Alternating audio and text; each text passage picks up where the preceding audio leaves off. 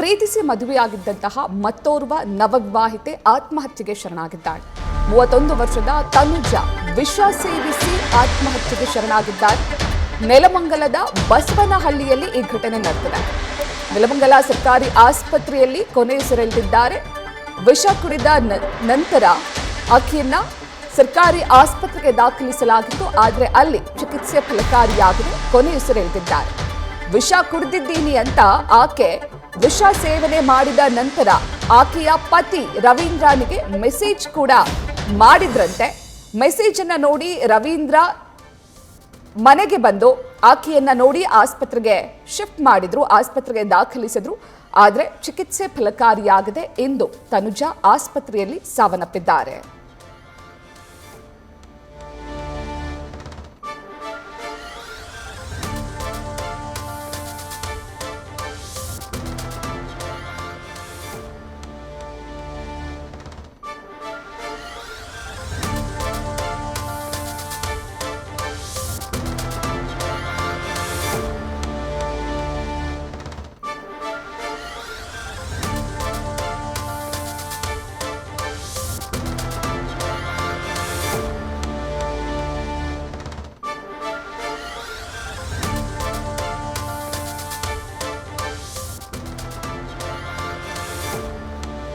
ಯಲಹಂಕದ ಮಾಯಸಂದ್ರ ನಿವಾಸಿಯಾಗಿದ್ರು ರವೀಂದ್ರ.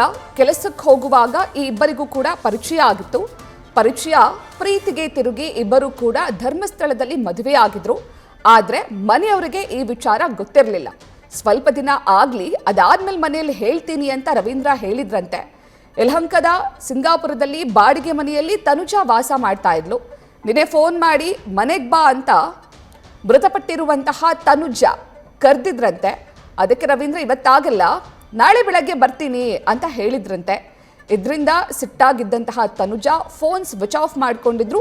ಅದಾದ ನಂತರ 10 ಗಂಟೆಗೆ ವಿಷ ಕುಡಿದಿದ್ದೀನಿ ಅಂತ ರವೀಂದ್ರನಿಗೆ ಆಕೆಯೇ ಮೆಸೇಜ್ ಕೂಡ ಮಾಡಿದ್ರು. ನೆಲಮಂಗಲದ ಬಸವನಹಳ್ಳಿಯಲ್ಲಿ ಕುಳಿತಿರೋದಾಗಿ ಆಕೆ ಹೇಳಿದ್ರು. ಕೂಡಲೇ ಸ್ಥಳಕ್ಕೆ ರವೀಂದ್ರ ಬಂದು ನೋಡಿ ಆಕೆಯನ್ನ ಆಸ್ಪತ್ರೆಗೆ ದಾಖಲಿಸಲಾಗಿತ್ತು. ಆದರೆ ಅಷ್ಟರಲ್ಲಾಗಲೇ ತನುಜ ಸಾವನ್ನಪ್ಪಿದ್ದು ಪ್ರಕರಣ ದಾಖಲಾಗಿದೆ.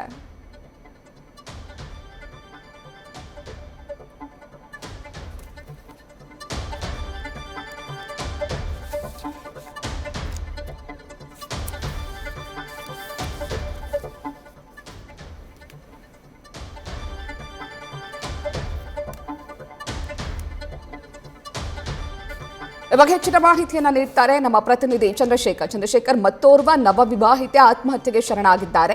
ಇವರು ಮದುವೆ ಆಗಿ ಎಷ್ಟು ದಿನ ಅಥವಾ ಎಷ್ಟು ತಿಂಗಳಾಗಿತ್ತು? ಮನೆಯವರಿಗೆ ಇವರಿಬ್ರು ಮದುವೆ ಆಗಿರೋ ವಿಚಾರ ಗೊತ್ತಿರ್ಲಿಲ್ವಾ?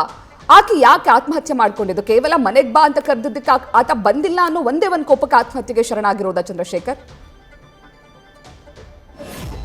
ಖಂಡಿತವಾಗಿ ಪ್ರತೀಕ್ಷಾ, ಏನು ಮೇಲ್ನೋಟಕ್ಕೆ ನೋಡೋದಾದ್ರೆ ಈಕೆಗೆ ಎಲ್ಲೊಂದ್ ಕಡೆ ಗಂಡ ಮನೆಯಲ್ಲಿಲ್ಲ, ಒಬ್ಳೇ ಇದ್ದೀನಿ ಅನ್ನುವಂತಹ ಆತಂಕ ಏನಾದ್ರೂ ಕಾಡಿತ್ತಾ, ಅಥವಾ ಮನೆಯಲ್ಲಿ ಯಾಕೆ ಇನ್ನು ಹೇಳಲಿಲ್ಲ ನನ್ನ ವಿಚಾರ ಅನ್ನುವಂತಹ ಕೋಪ ಏನಾದರೂ ಇತ್ತ ಅನ್ನುವಂತಹದ್ದು ಪ್ರಾಥಮಿಕವಾಗಿ ತಿಳಿಯಬೇಕಾಗಿದೆ. ಇನ್ನು ಕೂಡ ಪೊಲೀಸರು ಆ ವಿಚಾರಕ್ಕೆ ಸಂಬಂಧಪಟ್ಟಂತೆ ತನಿಖೆಯನ್ನ ಮಾಡ್ತಾ ಇರುವಂತಹದ್ದು.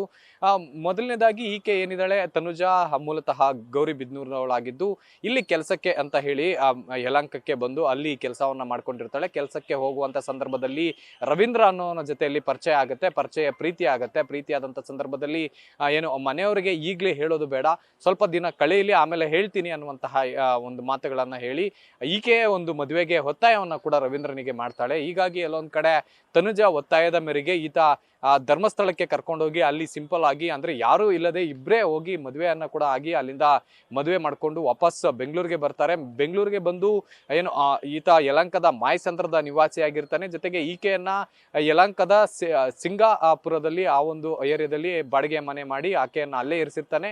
ಆ ಮನೆಗೆ ಹೋಗಿ ಬರೋದು ಅಥವಾ ಅಲ್ಲಿ ಒಂದಿನ ಇರೋದು ಇಲ್ಲಿ ಒಂದಿನ ಇರೋದು ಈ ರೀತಿಯಾಗಿ ಮಾಡ್ತಾ ಇರ್ತಾನೆ. ಜೊತೆಗೆ ಆ ರವೀಂದ್ರ ಏನಿದ್ದಾನೆ ಆತನ ಮನೆಯಲ್ಲಿ ಈ ಮದುವೆ ವಿಚಾರ ಏನು ಕೂಡ ಹೇಳಿರೋದಿಲ್ಲ. ಸಮಯ ನೋಡ್ಕೊಂಡು ನಾನು ಹೇಳ್ತೀನಿ ಅನ್ನುವಂತ ಅನ್ನುವಂತಹ ಮಾತುಗಳನ್ನ ತನುಜಗೆ ಹೇಳಿರ್ತಾನೆ. ಆದ್ರೆ ಕಳೆದ 3 ತಿಂಗಳಿಂದ ಕೂಡ ಇನ್ನೂ ಹೇಳಿಲ್ಲ ಅನ್ನುವಂತಹ ಕೋಪ ತನುಜಗೆ ಇತ್ತು ಅಂತ ಕಾಣಿಸುತ್ತೆ. ಈ ಹಿನ್ನೆಲೆಯಲ್ಲಿ ಎಲ್ಲೊಂದ್ ಕಡೆ ಆಕೆ ಈ ವಿಚಾರವನ್ನ ಆದಷ್ಟು ಬೇಗ ಮನೆಯವರಿಗೆ ತಿಳಿಸಿ ನಾನು ಕೂಡ ನಿಮ್ಮ ಮನೆಗೆ ಬಂದು ಅಲ್ಲೇ ವಾಸ ಮಾಡಬೇಕು ಅನ್ನುವಂತ ಮಾತುಕತೆ ಕೂಡ ಇವರಿಬ್ಬರ ಮಧ್ಯೆ ನಡೆದಿತ್ತು ಅಂತ ಹೇಳಲಾಗ್ತಾ ಇದೆ. ಆದ್ರೆ ಈಗ ಸದ್ಯಕ್ಕೆ ಏನು ನಿನ್ನೆ ರಾತ್ರಿ ಕೂಡ ಇದೇ ವಿಚಾರಕ್ಕೆ ಸಂಬಂಧಪಟ್ಟಂತೆ ಮಾತುಕತೆ ಆಗಿದೆ. ಮಾತುಕತೆ ಆದಂತ ಸಂದರ್ಭದಲ್ಲಿ ನೀನು ಈಗ ಸದ್ಯಕ್ಕೆ ಏನು ಈ ಮನೆಗೆ ಬರಬೇಕು, ನನ್ನ ಬಳಿ ಬಂದೇ ಮಾತಾಡಬೇಕು ಅನ್ನುವಂತ ಮಾತುಗಳನ್ನ ಕೂಡ ಮಾತಾಡಿರೋದು ನಿನ್ನೆ ರಾತ್ರಿ ಏನು ಕರೆ ಮಾಡಿ. ಆ ಒಂದು ಸಂದರ್ಭದಲ್ಲಿ ನಾನು ಬೆಳಗ್ಗೆ ಬರ್ತೇನೆ, ಈಗ ಬರ್ಲಿಕ್ಕೆ ಸಾಧ್ಯ ಆಗೋದಿಲ್ಲ, ನಾನು ಸ್ವಲ್ಪ ಕೆಲಸದಲ್ಲಿ ಇದ್ದೇನೆ ಅನ್ನುವಂತ ಮಾತುಗಳನ್ನ ರವೀಂದ್ರ ಹೇಳಿರ್ತಾನೆ.